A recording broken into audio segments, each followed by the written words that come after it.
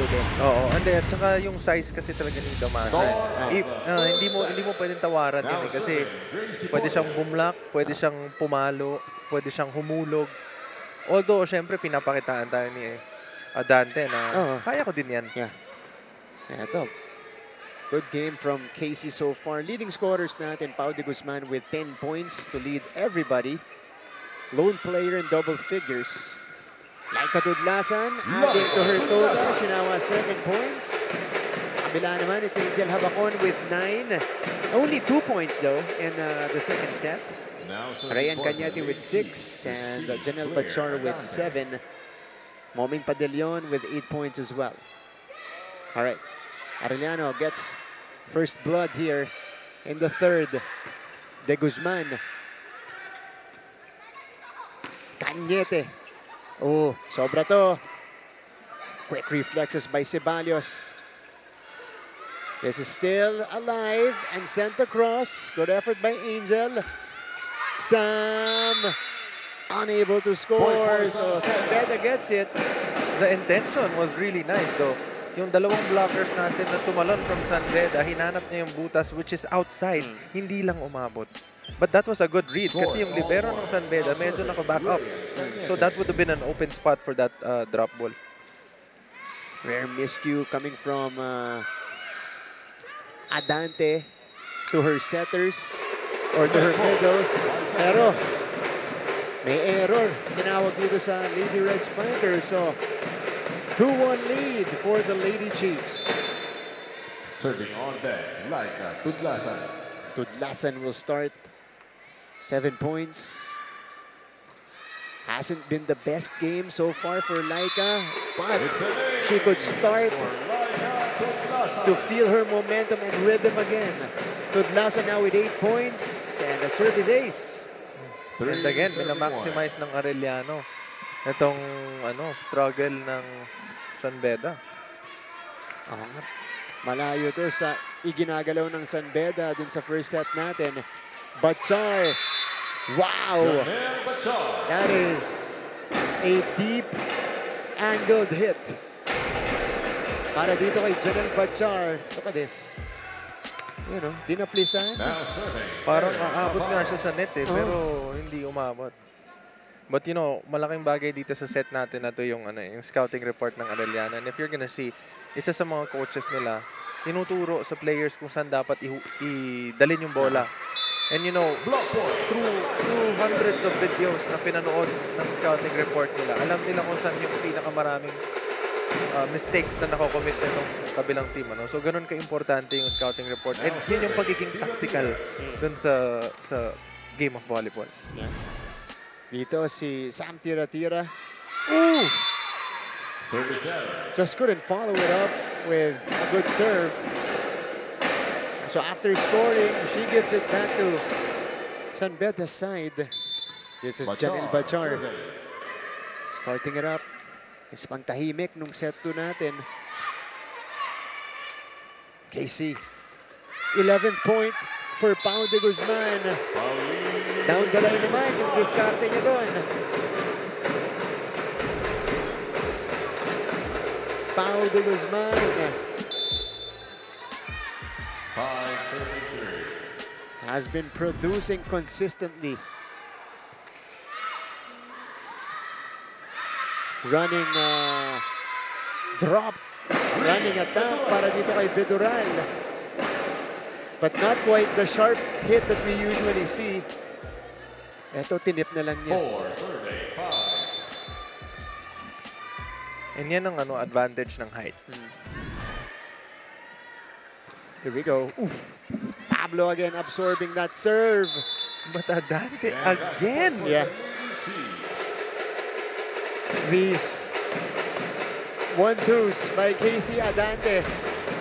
Panglima, ito unintentional kasi kailangan na niyang itawid. That time, napaganda ba para sa Arellano. Cañete. Adante. Sumubok pa ng isa pa. Pero ready na yung Sanbeda. This is Mangubat! Ganun lang. Tapik-tapik lang. Nakuha na nila yung sa akin eh. Dito naman sa likod ko. Look at this. Short back set for her middle. Faye Mangubat. And Arellano slowly getting that separation again from San Beda. Moming. Cañete. Ceballos with the anticipation. Tudlasan. Back row hit. Again, Ceballos tracks it down. Ito na si Laika. Tudlasan scores again. It is a 4-point advantage for Arellano University. At balik natin, pakinggan natin si Bianca Alejandre.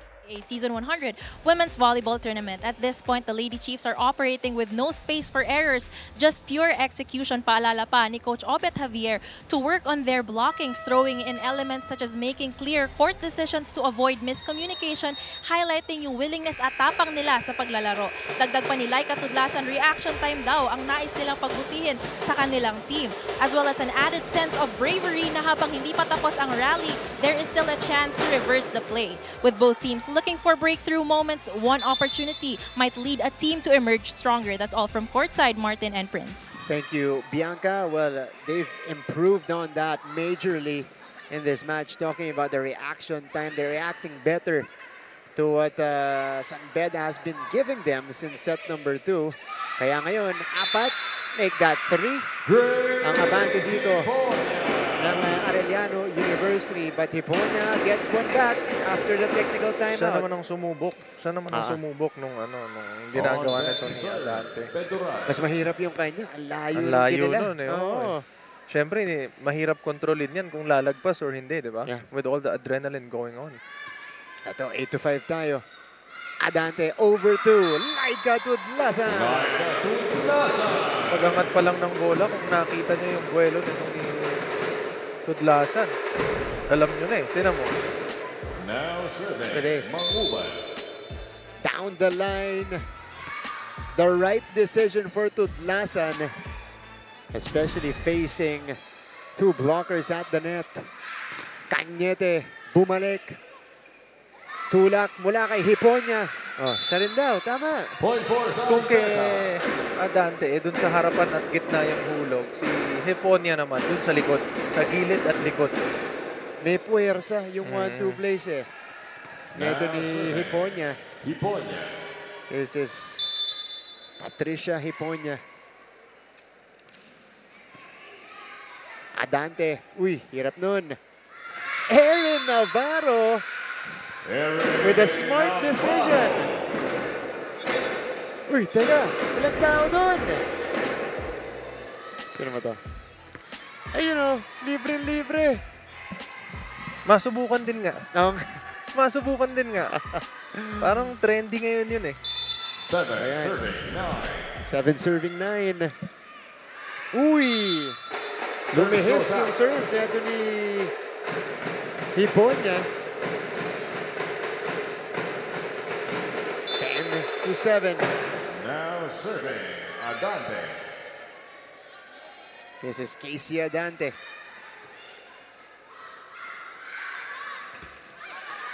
Uy. Yeah, dito mawed yung mga ni Bachar. And this is what's painful now for San Beda. Kasi nakabalik na sila. Dalawa na lang. 11 serving 7. Ngayon, 4 ulit ang inahabol nila. 5 attack points for a setter. Casey Adante. Blocking of Arellano now solidifying. Block point. 12-7. Pinakamalaking abante ng Arellano sa set number 3. Coach Josh Wanoda calls for timeout. University. ka natin palaruin, kailangan kontrolin natin yan. Isang receive, in-execute na attack. Ha? Gracie, kumitin mo si ano. Pakagatin mo. Para at least libre na ito yung dalawang wing na natin. Diba? Hindi natin palayin. Mahirapan tayo. Arellano Lady Chiefs, Laika Tudlasan. In this match, siya naman yung diesel.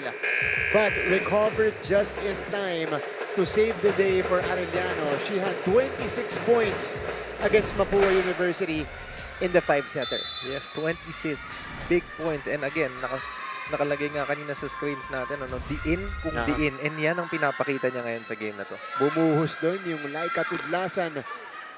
12-7 lead here for Arellano. That's a nice setup for Tira-Tira. Angel from the back.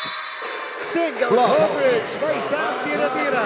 Parang alam niya na Alam niya na pag nilagay niyo yan sa likod, mas magkakaroon siya ng time para basahin yung palo and yung space at saka yung konting space na natitira dahil medyo matangkad siya and mahaba yung reach niya.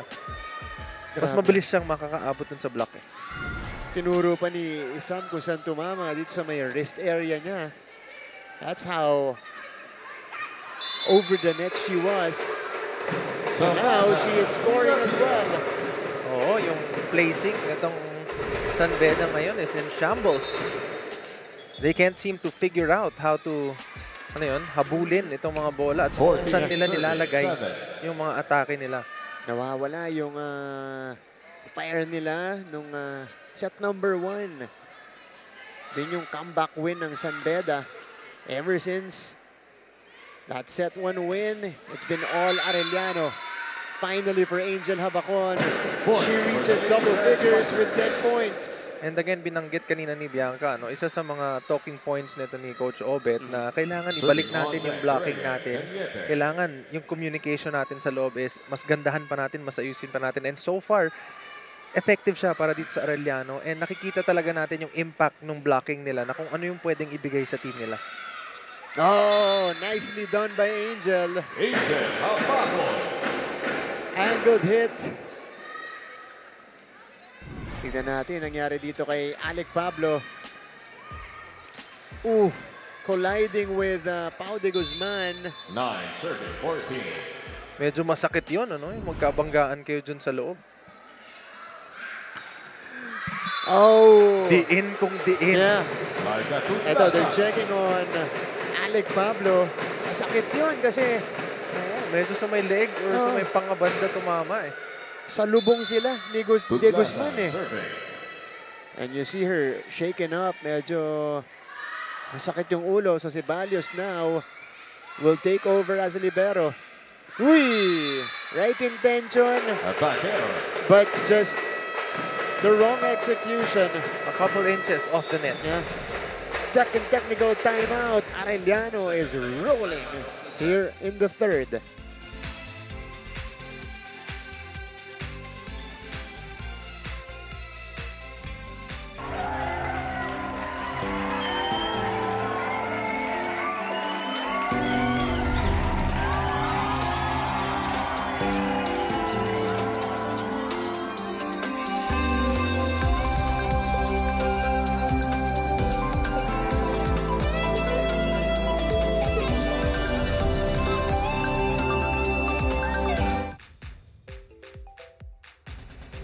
Father Vic Calvo Jr. OP, non-com representative ng Colegio de San Juan de Letran, the current #1 team in the league, 10-2. Itong Letran Lady Knights, very happy with their performance.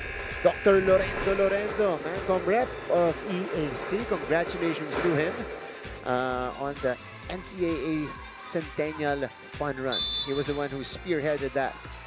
Meantime, back to the coverage.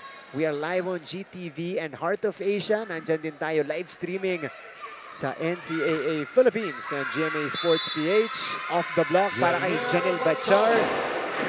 And they're hoping that's the end of their struggles. Tama. Yung atake ng San Beda, hindi na gumagana. And that is also because of the reinforced blocking nitong Arellano University. Erin Navarro. Oh. Tinawid to. Oo, pero mukhang hindi yata lumusot sa stick. So, 2 straight for San Beda. After the second technical timeout. Let's see what they can do here. Tingnan natin kung kaya nila i-roll itong momentum na makukuha nila. Gustong kumapit ng Lady Red Spikers. But that will not help. Navarro. Those kinds of service, yun yung mga crucial para sa mga teams na naghahabol. Yung mga tipong alam mo na kailangan yung humabol ng score. So, mas okay siguro na parang itawid mo lang. Itawid mo lang muna yung bola and yung siguraduhan na service. And then from there, you plan your attack. That is the ultimate momentum breaker in volleyball, yung mga service errors na ganun. Oo, kasi wala kang kalaban-laban dun eh. Yeah. Angel takes flight. Block point for Arellano. And this is what I've been talking about. Oo, ito na naman yung tandem nila eh. Pag alis ni Tira-Tira, magpapahinga siya. Si Mangubat, papasok naman sa loob. A more agile na middle. Na middle. Ito, So, kailangan pumasok ulit tayo sa sistema ng ginagawa natin.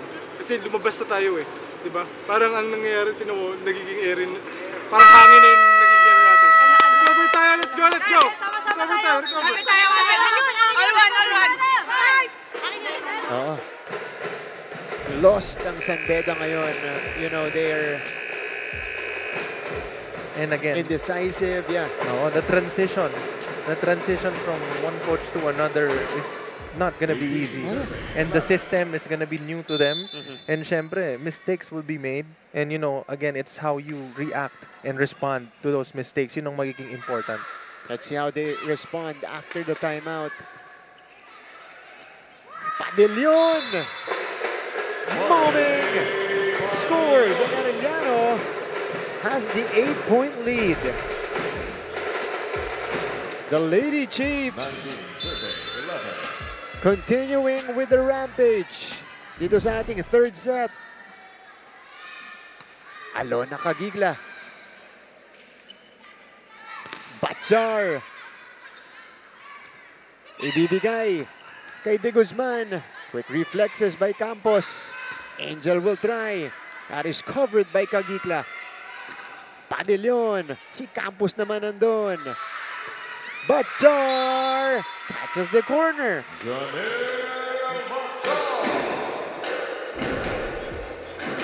Ito, si Janelle Bachar.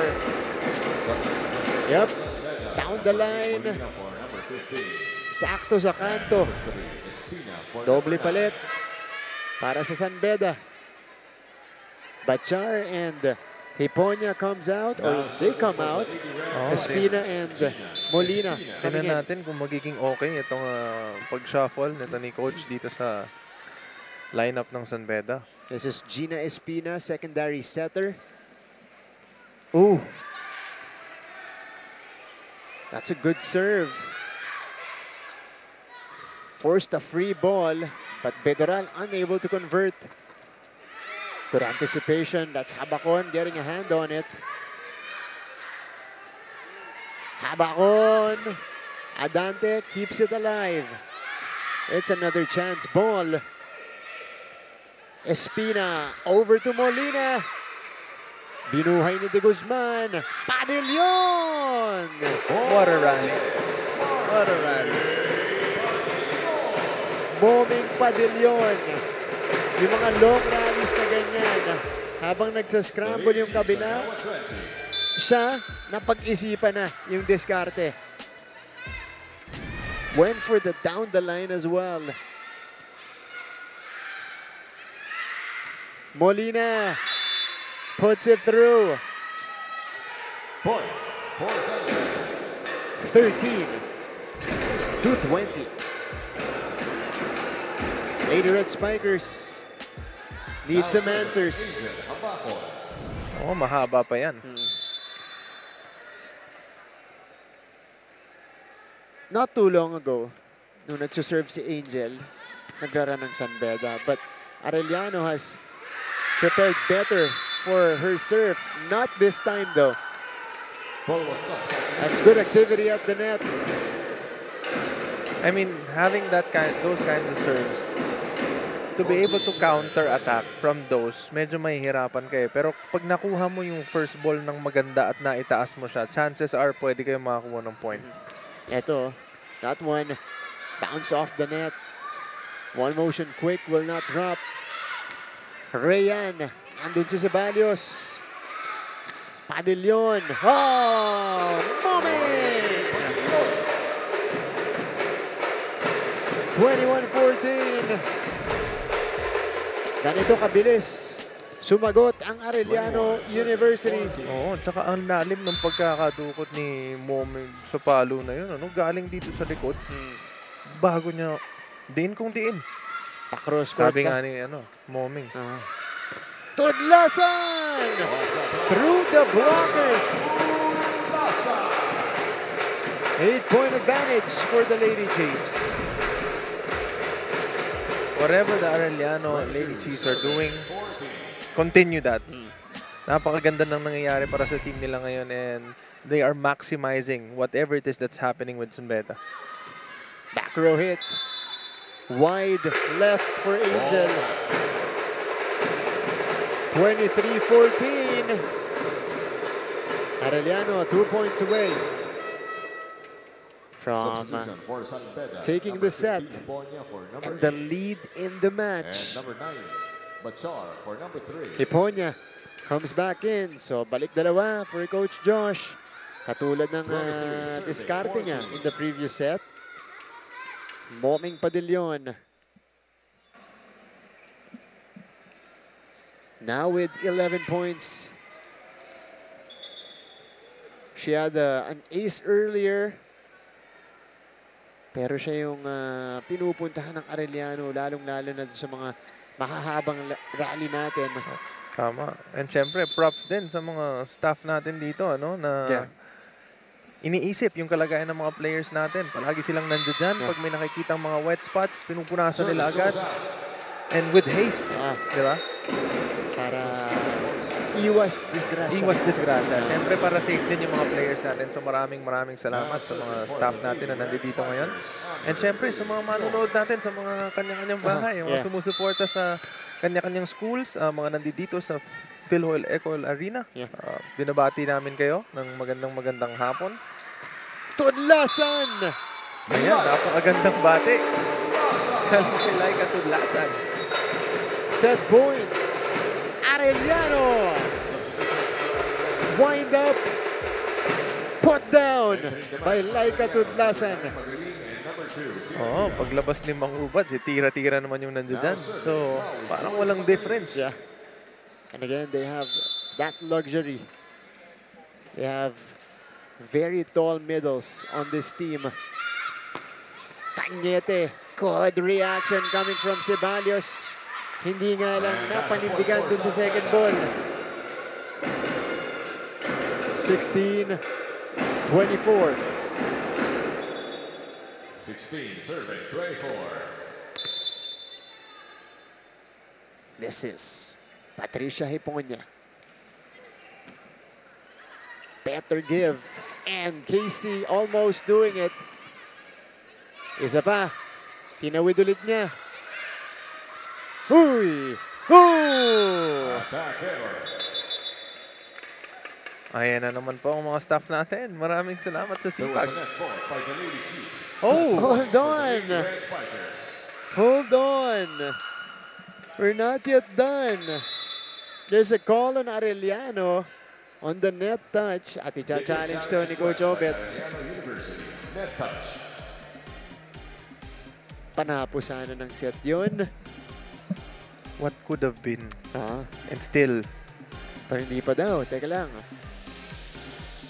Can be. Yeah. Yan natin. Again, yung sequence na yun, naga-error si Batchar, ano? Parang medyo mababa ata yung pagkakaset. Kaliwa na yung pinangkuhan niya eh. Yeah. Strong hand niya. Pero, ganun yung nagiging tema ngayon. 2 straight sets na to para sa San Beda University.